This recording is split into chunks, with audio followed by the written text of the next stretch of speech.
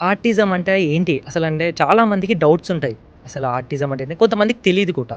Autism అంటే it's neuro psychological disorder. ఆ proper age లోనూ పెరుగుతూ ఉంటాడు. ఓకే. కాకపోతే స్పెసిఫిక్ గా కొంత ప్రాబ్లం తోటి ఏదో ఒక ప్రాబ్లం తోటి ఉంటాడు అనమాట పిల్లవాడు. స్పీచ్ డిలే ఉండొచ్చు, లేదంటే స్పీచ్ ఉంటే గనక కొంత బిహేవియర్ ఇష్యూస్ ఉండొచ్చు. హ్మ్. సో ఈ బిహేవియర్ ఇష్యూస్ స్పీచ్ ఉంటే గనక హైపర్ గా ఉండొచ్చు.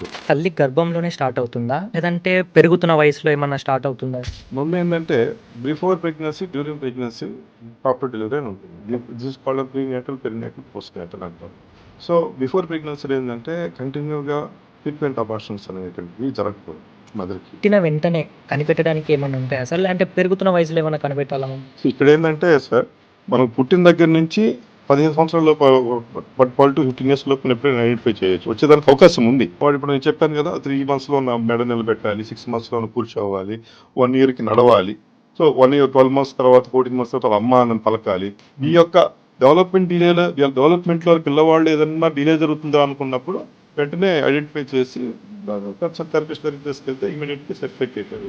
ఊర్లలో చూసుకున్నట్టంటే అంటే విలేజెస్‌లో ఈ ఆటిజం వచ్చిందంటే అసలు వాళ్ళు పట్టించుకోరు. అలానే నెగ్లిజెన్స్‌గా వదిలేస్తారు. మరి వాళ్ళకి ఏం చెప్తారు? 30 years లో కనుక చూసుకుంటే కనుక వీడిని ఒక పిచ్చివాడి కింద వాళ్ళు ట్రీట్ చేసేటువంటి పరిస్థితి. అరే పలానా పిల్లలకి పలానా పిల్లవాడు మైండ్ సరిగ్గా ఉండదు, పిచ్చోడు రా అని చెప్పాను అంటారు. కానీ అది గతంలో, కానీ ఇప్పుడు అలా లేదు.